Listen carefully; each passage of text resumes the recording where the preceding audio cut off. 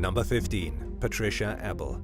A bikini-clad grandma named Patricia Eel found herself in some hot water back in 2015 when she rear-ended a Ford Mustang with her BMW in Naples, Florida. She was driving her 10-year-old grandson home from a day at the pool when the crash occurred.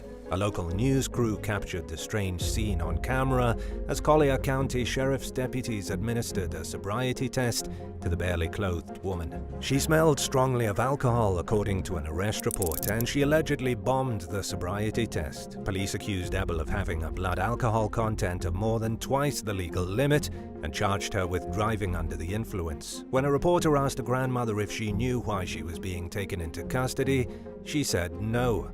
Eel was sentenced to probation and banned from drinking alcohol for a year, and apparently the message didn't sink in because she was busted for drinking in 2016 when her blood alcohol content tested at more than twice the legal limit during a visit to her probation officer. Eel managed to sort out her legal issues, and in 2017 she opened up to Inside Edition about her scandalous run-ins with the law. She said that several people offered to buy the bikini she was wearing when she got her DUI, but that she held on to the two-piece. Patricia also admitted that she still drives around in a bikini, but that she wears a cover-up now, which perhaps isn't as crazy as it sounds, considering she lives in Florida. Number 14. Janet Strickland.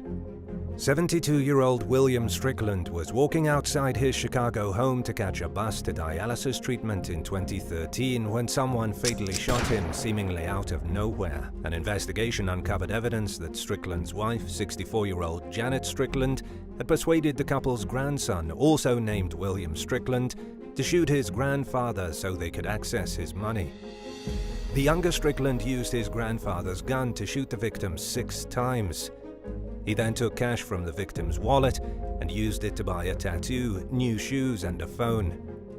Strickland and his grandmother also allegedly bought a car, home furniture, and other things with the money, but they didn't get to enjoy the influx of funds for very long before they were arrested for murder. Janet Strickland caught an additional charge of solicitation of murder. William Strickland was convicted of murder and was sentenced to 40 years in prison. Janet was also convicted and received an 18-year sentence. Number 13. Roxan Record. When Roxan Record caught her 4-year-old granddaughter sneaking a sip of whiskey in the kitchen of her Baton Rouge, Louisiana home in 2021, she allegedly made the girl finish the bottle, which may have been more than half full. The defenseless little girl's mother, Kaja Record, was accused of failing to intervene as her daughter drank herself to death at Roxan's command. Tragically, she passed away with a blood alcohol level of 0.680, more than 8 times the legal limit for adults. Police began piecing together what happened after responding to a call about an unresponsive child at the home. Paramedics tried to save the girl's life, but it was too late. Kaja Record reportedly told officers that she saw Roxanne take the little girl into a hallway with a bottle of whiskey and that the bottle was empty when they returned. But officers claim that she gave inconsistent statements, so her exact role in the situation is unclear. An arrest warrant states that Kaja tried to put her daughter in the bathtub when she saw that she had passed out, but she failed to dial 911. Roxanne allegedly claimed that she wanted to take full responsibility for the needless tragedy, admitting that she knows she messed up, that it went too far, and that she ruined everyone's lives, according to Law and Crime.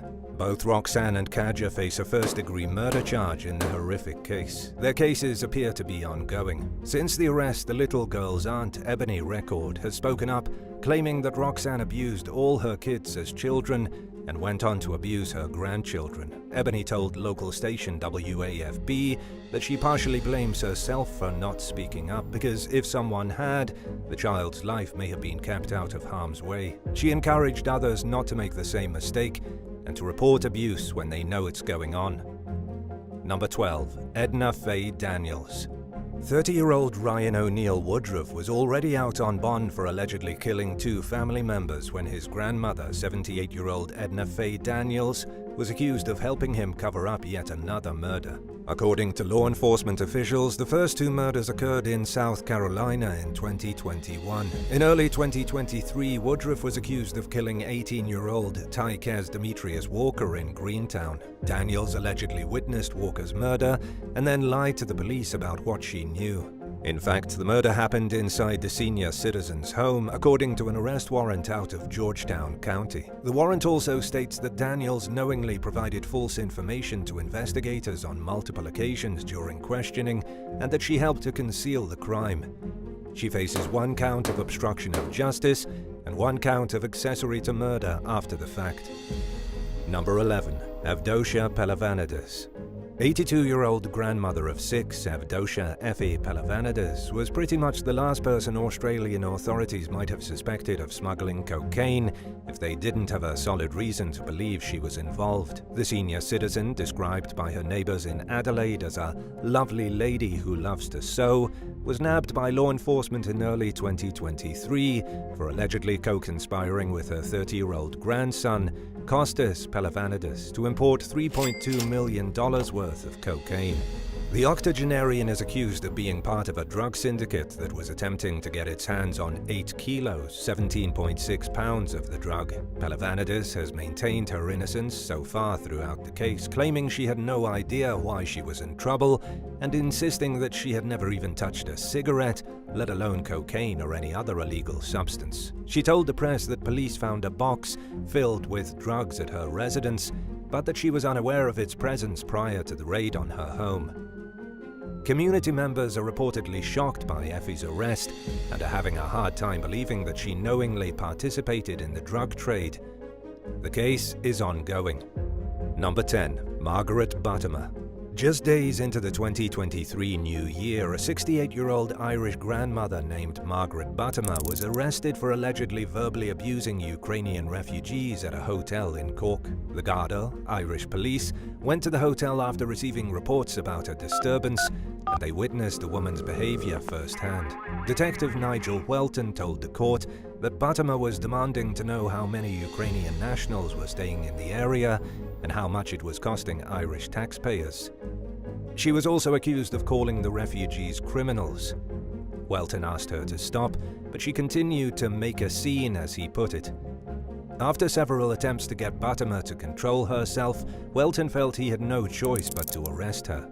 In court, Buttimer's defense lawyer argued that his client didn't accuse the refugees of being criminals, but that she simply asked if they had been vetted. But Welton insisted that he heard Buttimer clearly and that he was speaking the truth about what she said, and the elderly woman's history seemed to speak for itself. By the time she went to court for her most recent alleged crimes, she had already been arrested for similar incidents, as well as her repeated refusal to wear a COVID mask. In 2021, she was sentenced to 3 months of jail time for her mask-related convictions. Judge James McNulty, who oversaw one of her cases, suspected that Buttimer was under the influence of people with a warped and non-conformist agenda. He sentenced her to 16 weeks in prison, with half the sentence suspended as long as she stays away from hotels accommodating refugees and asylum seekers. Number 9. Anna Mae Blessing. 92-year-old Anna Mae Blessing made headlines in 2018 when she was accused of killing her 72-year-old son, Thomas Blessing, in an effort to stop him from putting her into an assisted living facility. She pondered the matter for a few days before deciding what needed to be done. Anna Mae hid 2 handguns in the pocket of her robe and fired multiple bullets into Thomas's face and neck at the home they shared in Fountain Hills, Arizona. The victim's 57-year-old girlfriend got into a struggle with Blessing and eventually got her to drop the gun, at which point the murderous matron pulled out her backup pistol and pointed it at the girlfriend. Luckily, the quick-thinking younger woman knocked it out of Blessing's hand. Blessing was sitting in her recliner when police arrived and took her into custody. During questioning, she said that she had planned to take her own life after shooting her son, but was unable to after having the guns wrestled away from her. She also explained that Thomas and his girlfriend were ignoring her after returning home from a vacation and that they treated her badly. Blessing was charged with first-degree murder, aggravated assault with a deadly weapon, and kidnapping. She passed away in jail hospice in early 2019, just weeks before her case was set to go to trial. Number 8. Carolyn Manning. In early 2023, a SWAT team raided the Monroe, Louisiana home of 20-year-old Carolyn Manning, a suspected member of the Deuce 5 gang, armed with a warrant to arrest him for 4 counts of distribution of a controlled dangerous substance and conspiracy to distribute narcotics. The young man's grandmother, 58-year-old Carolyn Manning, told police that Carolyn had barricaded himself in his room and was refusing to come out. A brief standoff ensued, during which Carolyn allegedly interfered by trying to walk past the cops, despite being instructed not to. She was arrested due to the distracting nature of her behavior and was charged with interfering with a law enforcement investigation. And Carolyn was also taken into custody after the standoff. During the raid, authorities found a loaded handgun, several bags of marijuana, and scales in Carolyn's bedroom. In addition to the charges detailed in the warrant, he was charged with resisting an officer, illegal carrying of a weapon in the presence of narcotics, and a conspiracy-related offense. Number 7. Kim Taylor. A Massachusetts grandmother named Kim Taylor was just trying to give back to her community by volunteering at a farm for therapy animals in 2021, but the 73-year-old paid a heavy price for her good deed when a sheep suddenly rammed her while she tended to some animals alone. It's unclear what triggered the attack at the farm, which is located in Bolton, roughly 40 miles, 64.4 kilometers outside Boston. By the time anyone discovered Taylor, she was seriously injured. She went into cardiac arrest as first responders arrived on the scene. Taylor was rushed to the hospital, where she was pronounced dead from her injuries. The senior citizen was a treasured volunteer at the farm who had been donating her time for more than a year before the tragedy occurred. According to experts, rams, or male sheep, occasionally become aggressive, but fatal attacks on humans are extremely rare, making Taylor's fate a highly unlikely tragedy. When the story broke, authorities were still trying to decide what to do with the ram that attacked the elderly volunteer. Number 6. Marie Sally Dufresne. During the early morning hours one day in 2021, 22-year-old Hunter Mason Johnson allegedly drove through a construction zone in St. Charles Parish, Louisiana, striking several vehicles and fatally hitting 44-year-old Brady Ortego. The victim was thrown from a bridge and into the Mississippi River. Johnson ditched his vehicle and fled the scene on foot, according to authorities, who accused the suspect of calling his grandmother, 73-year-old Marie Sally Dufresne, to come and pick him up. In a news release, law enforcement stated that Dufresne's actions prevented them from immediately apprehending Johnson. By the time the deadly hit-and-run occurred, the suspect already reportedly had several arrests under his belt, as well as a civil lawsuit alleging his involvement in an incident that left a man severely injured. According to an arrest warrant, he and a friend spent the evening out drinking at Hooters in Metairie before he struck and killed Ortego. Johnson allegedly bought 18 shots in just 3 hours and drank at least half of them himself. Investigators claim to see him stumbling around in surveillance footage that was captured before the accident. He was charged with vehicular homicide, DWI, hit and run resulting in death, and obstruction of justice. Dufresne was charged with obstruction of justice for her alleged role in the case. Number 5. Lilam Morales.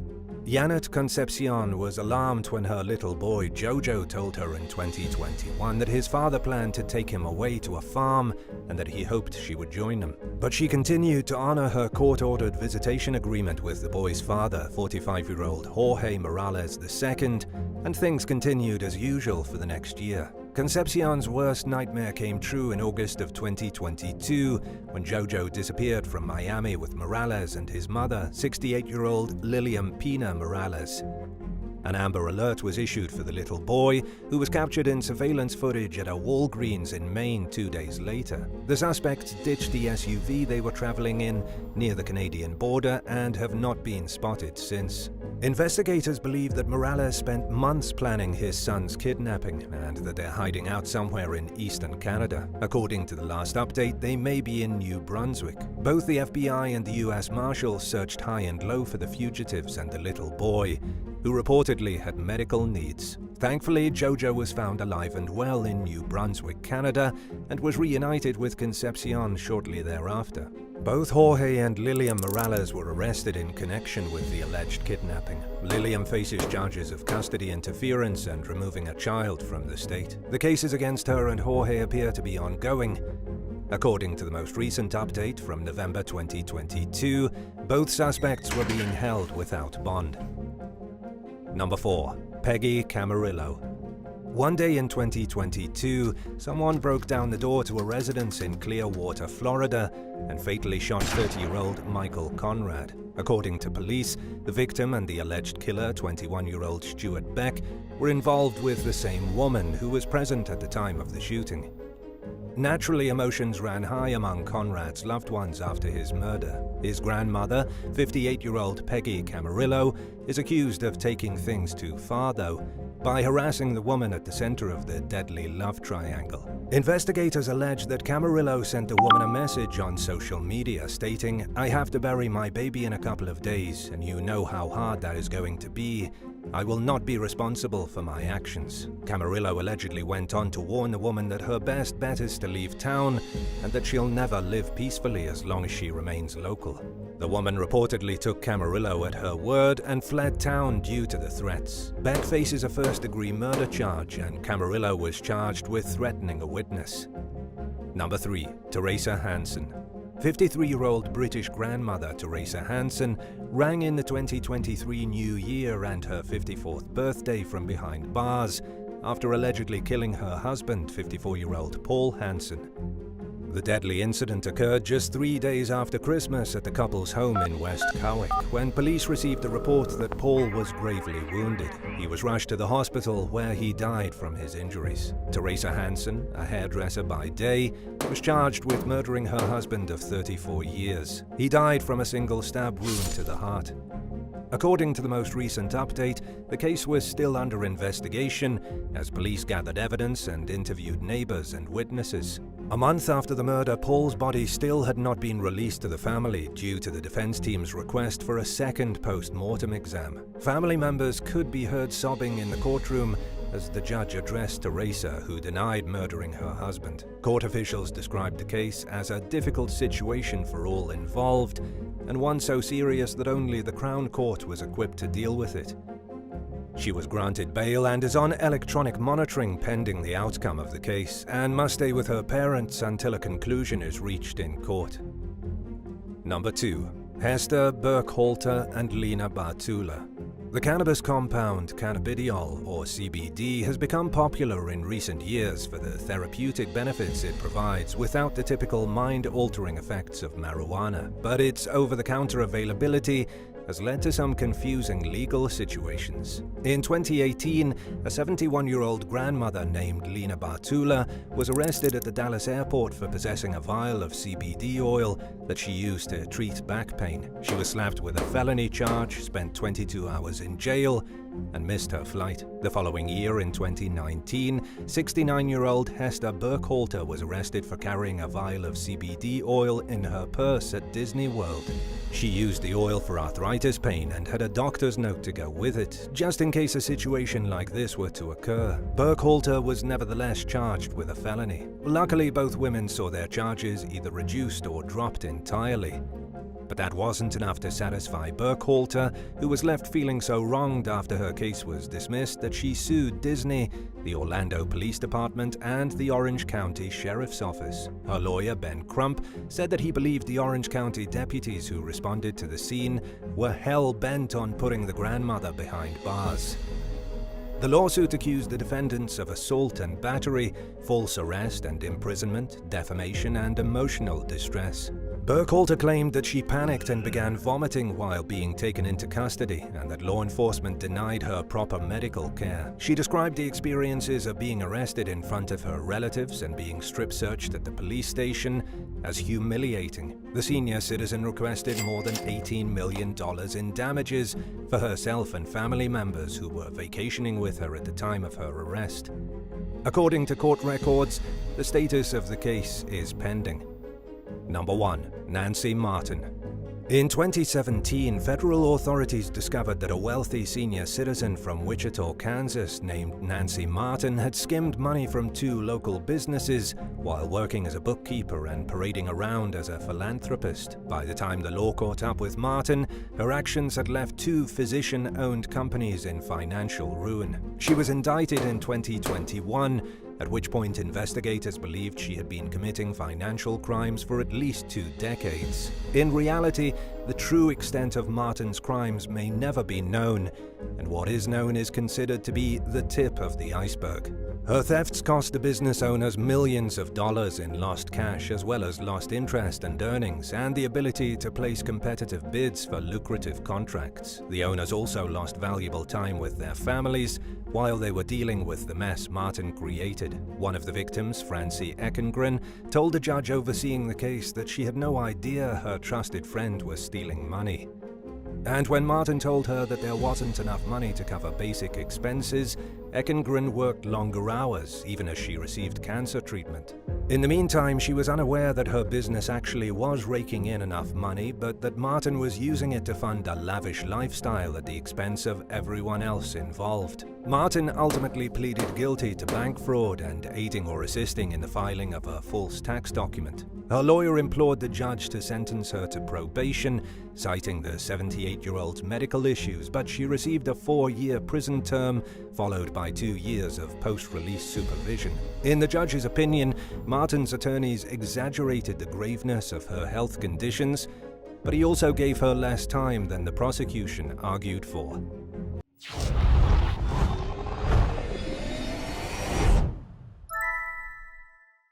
Number 13. David Hunter.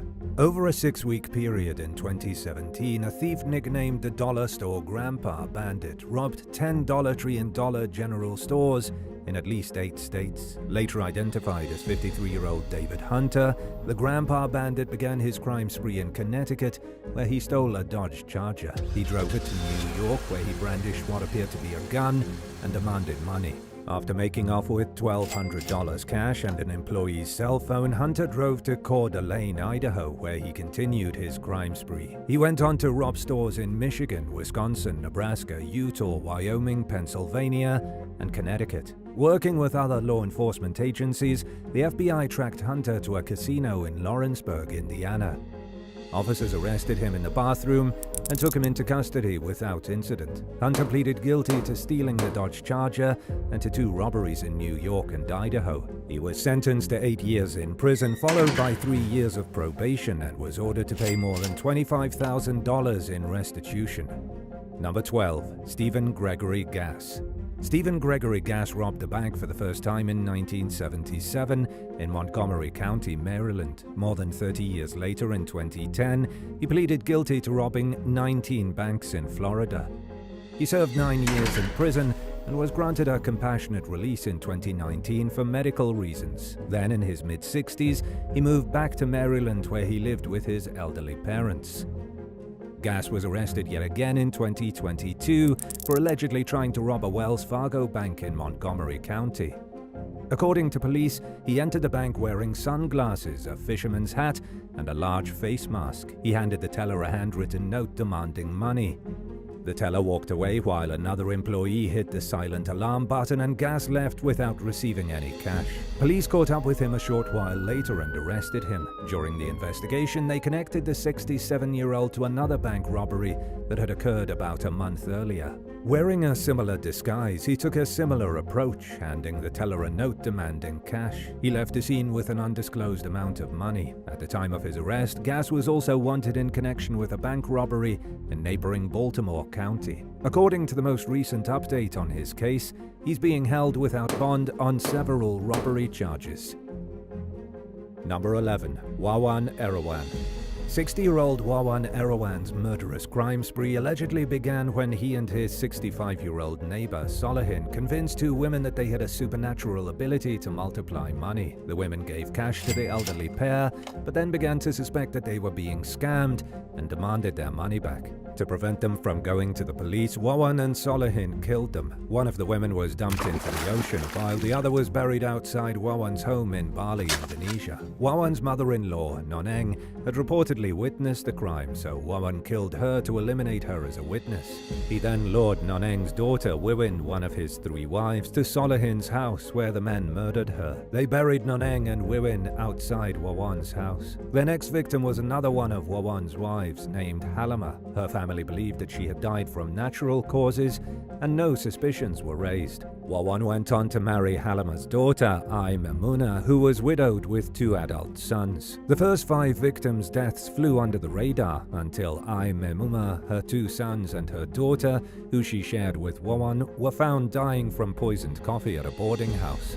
Ai Memuna and her sons died, and finally Wawan and Solohin fell under law enforcement's radar. The men were charged with multiple counts of murder along with a third suspect, 35-year-old Didi Solohuddin, who was found suffering from the poisoned coffee alongside the most recent victims. Solohuddin was reportedly tasked with collecting money from the victims who were being scammed by the suspects. When he took a sip of the poisoned coffee to convince them that it was safe to drink, he survived and cooperated with the police. During a search of Wawan's property, police discovered the remains of at least 1 more victim, who was also a family member. The murders are believed to have occurred over a 2-year period. An investigation turned up evidence that the suspects were scamming several of their victims in addition to the first 2 women, leading detectives to believe that there may be more victims who have not yet been discovered. If convicted of murder, the suspects could face the death penalty. Number 10. Kwame Seku. 41-year-old father of 3, Winston Bright, vanished from New York City in 1990, leaving his wife Leslie on her own to pay the bills and raise their kids. She would later tell the New York Daily News that he left their apartment in the East Village one day and simply never returned. A year-long police investigation failed to turn up any sign of Winston. His bank activity stopped completely, and there were no records of him using his social security number for any reason. Friends, co-workers, and fellow members at the couple's church all claimed to have no idea what happened to Winston or where he was. After 10 years went by with no answers about her husband's whereabouts or fate, she asked a court to declare Winston legally dead. The request was granted, making her eligible to collect Winston's $300 per month pension. But living in the Big Apple is expensive, and money remained a constant struggle. While Winston's family supported the petition to have him declared dead, Leslie told the Daily News that she didn't hear from them during his absence. Their apparent lack of concern for his well-being led her to wonder if he had run off and was keeping in contact with them. Her hunch that her husband was alive proved correct in 2012 when a 65-year-old man named Kwame Seku claimed that he was Winston Bright and petitioned the court to declare him alive so he could collect his pension. Seku claimed that he had recently emerged from a 20-year case of amnesia, which started when he found himself in California during the early 90s. He went to a homeless shelter and started anew. In 1992, a California state court gave him permission to use the name Kwame Seku since he didn't remember his given name. He eventually earned a master's degree and became a teacher. According to court documents, an aunt tracked the missing man down and recognized him as Winston Bright in 2008. But it wasn't until the following year that bits and pieces of his memory began to return. Leslie didn't believe Seku's amnesia story and remained convinced that he had bailed on his family and ran away to reinvent himself, unburdened from the responsibilities of a family man. His first petition to have the death declaration reversed was thrown out due to a lack of evidence. He petitioned again, this time providing DNA evidence that he was his mother's son, and the court granted his request. Seku ultimately decided not to pursue the pension payments that Leslie was receiving. He has reportedly reconnected with his kids on some level, but it's unclear whether they're close or if he's met his grandchildren, who were born during his absence. Leslie told the Daily News in 2018 that her estranged husband calls her every few months from California to check in. Number 9. Eddie Allen Harris. Early one morning in 2021, LAPD officers found a woman dead in an alleyway with multiple stab wounds. They traced the crime to 67-year-old Eddie Allen Harris, who had gone to prison in 1982 for an eerily similar crime. Harris was paroled for the first murder in 2018 after spending more than 30 years in prison. He was on probation for the next 3 years. Less than a month after finishing his probation, he was arrested for the more recent murder. The current status of the case is unclear. Former legislative director for the California District Attorneys Association, Larry Morse, told Fox News that the murder Harris was accused of is one of many examples of people committing heinous crimes during their later years. He said he expected to see more disturbing cases like this after a recent change in California law lowering the elderly parole age to 50. Morse blamed the change on what he described as a headlong rush among state lawmakers to implement misguided criminal justice reforms. But in his opinion, a lot of the new changes were more reckless than reformative. Number 8. Conrado Aliman.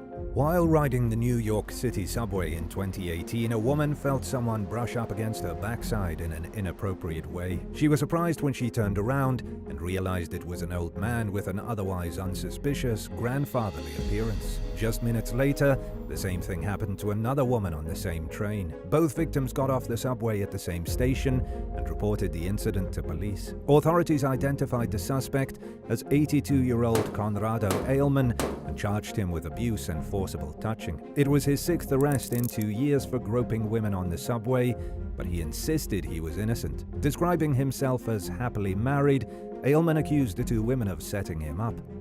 He told reporters that the police followed him because, in his words, they recognized my face and were looking to get someone.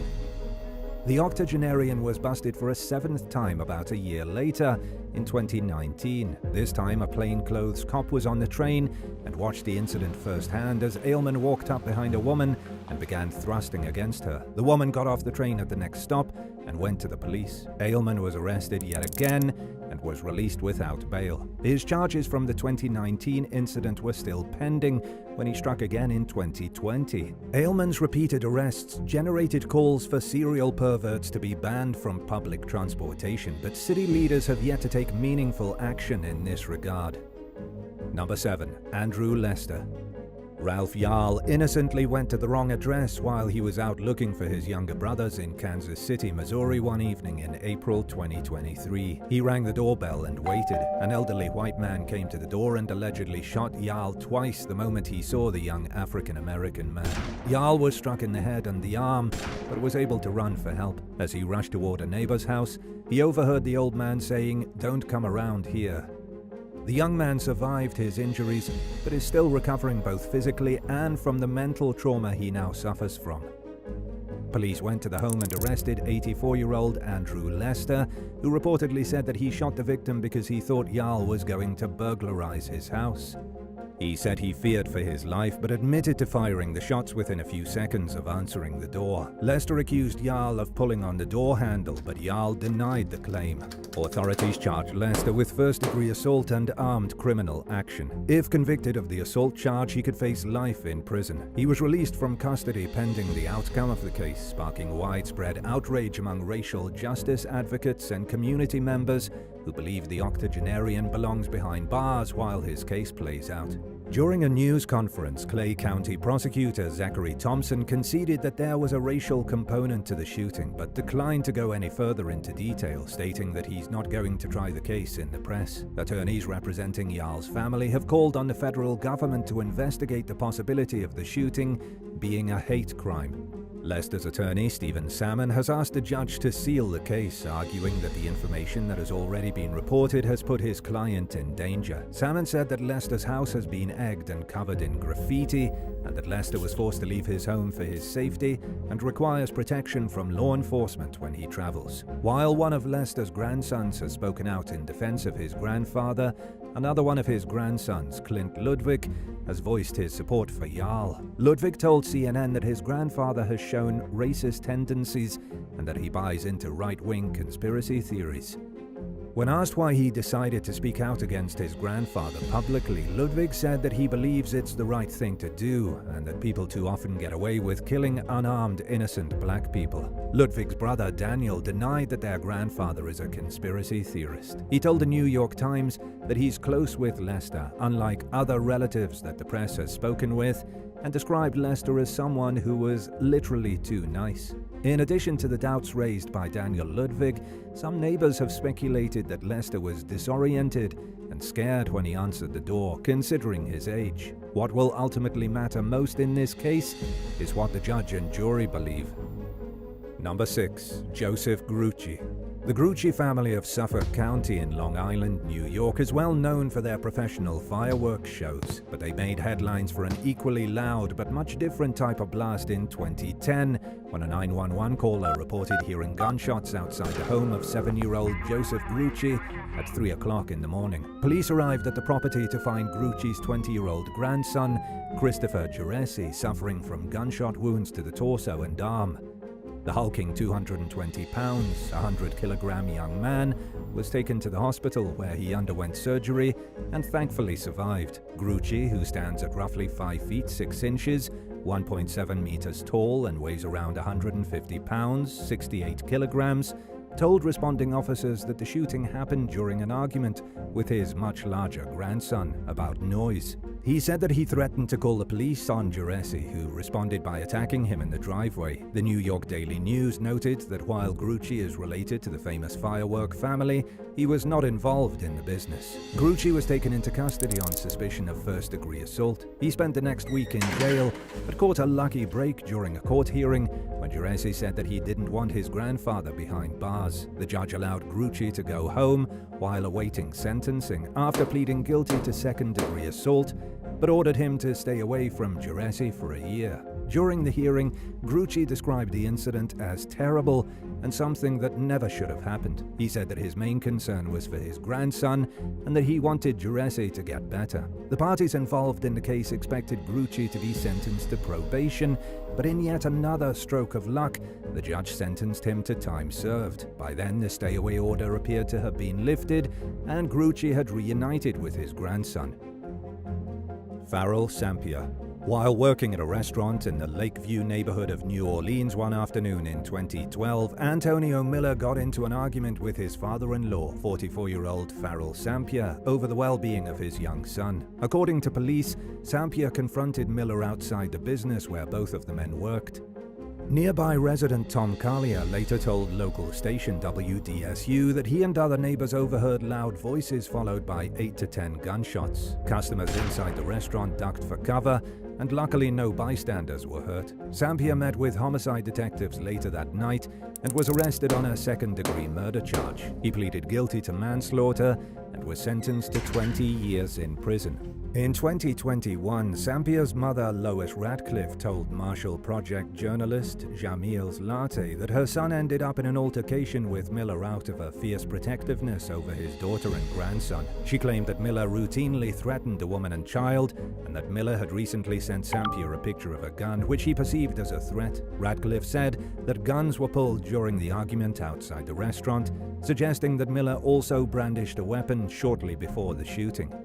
The last few years of Sampier's life were spent in a state of severe suffering. In addition to being locked up, he suffered from a neurological disorder called transverse myelitis, resulting from an untreated infection he caught in jail. He became wheelchair-bound, yet hadn't received much medical attention and was not yet aware of his condition. After being transferred from jail to prison, he was placed in hospice care despite still having no official diagnosis.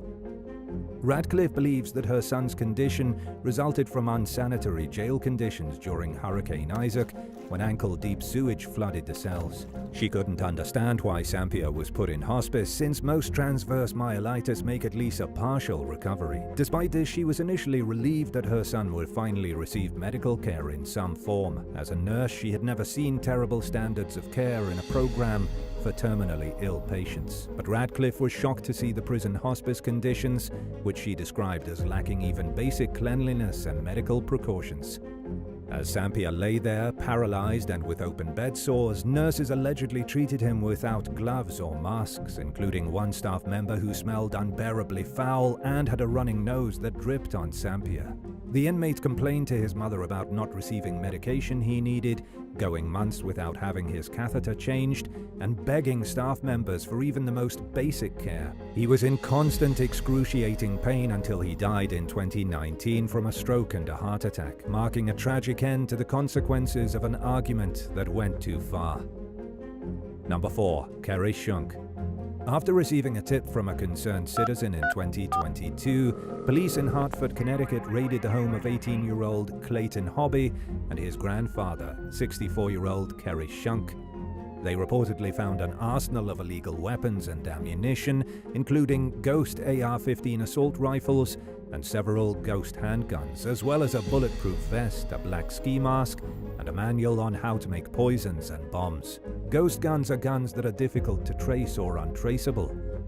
Most are assembled behind closed doors, using parts that are 3D printed or obtained discreetly through other means. They don't have serial numbers like traditionally manufactured guns that the government keeps records of, and their existence is unknown to authorities until they're discovered through investigations. The AR-15s found at Hobby and Shunk's home were in various stages of assembly, and one of them had been converted to be fully automatic.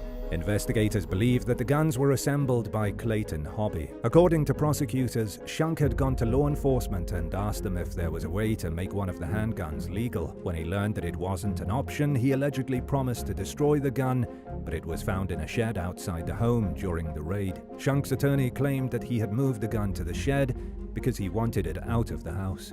But his disapproval of his grandson's hobby wasn't enough to spare him from legal problems. Authorities charged Shunk with 3 counts of conspiracy to commit possession of an assault weapon, 3 counts of conspiracy to commit criminal possession of a pistol, conspiracy to commit manufacture of a machine gun, conspiracy to commit criminal possession of ammunition, 15 counts of conspiracy to commit possession of high-capacity magazines, and interfering with an officer. He bonded out for $25,000, pending the outcome of the case, which appears to be ongoing.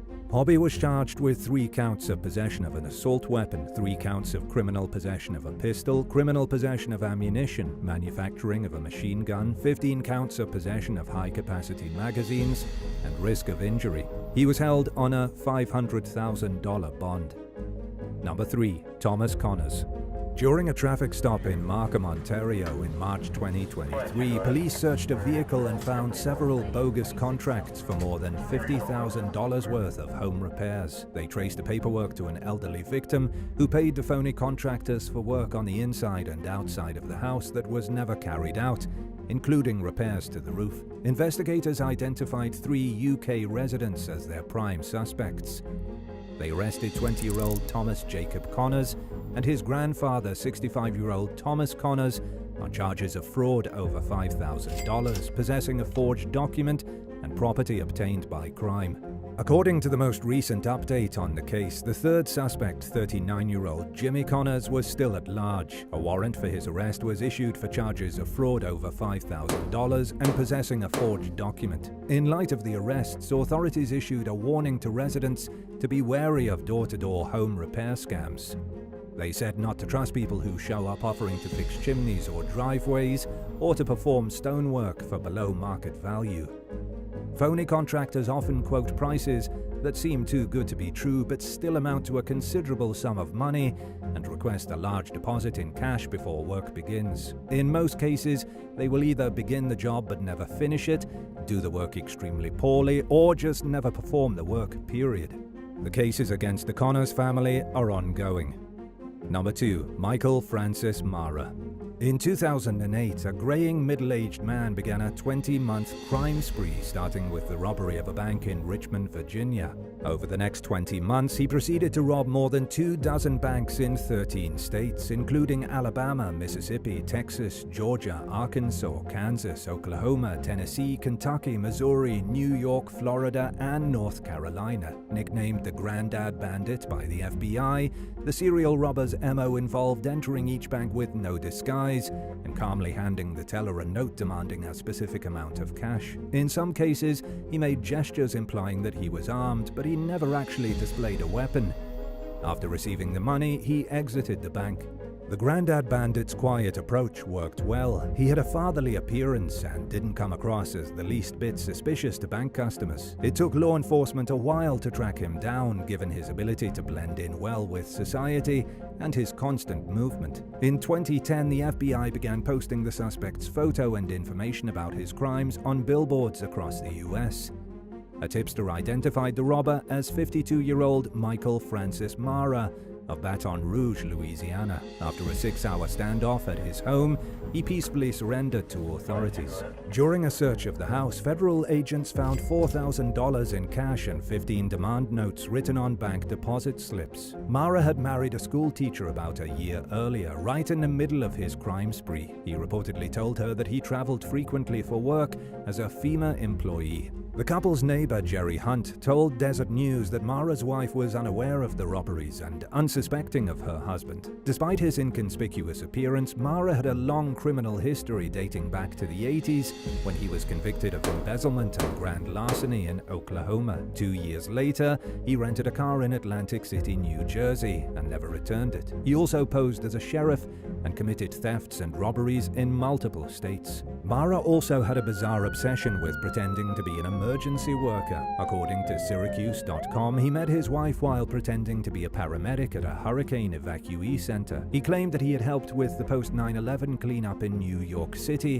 when in reality he was in prison for stealing a gun. The Grandad Bandit admitted to 25 robberies and pleaded guilty to 2 heists. He received a 25-year prison sentence and was ordered to repay the $83,000 he stole during his nearly 2-year crime spree. Number 1. Pedro Detra. 100-year-old Pedro Detra was handling his revolver at his home in the Bronx one morning in 2017 when he accidentally discharged the weapon and shot himself in the thigh. His neighbor Ricardo Rodriguez told the New York Daily News that his grandfather helped to take care of Detra, who lived alone. Rodriguez said that he heard the gunshot, but it was muffled. Assuming someone or something fell, he thought nothing of the sound.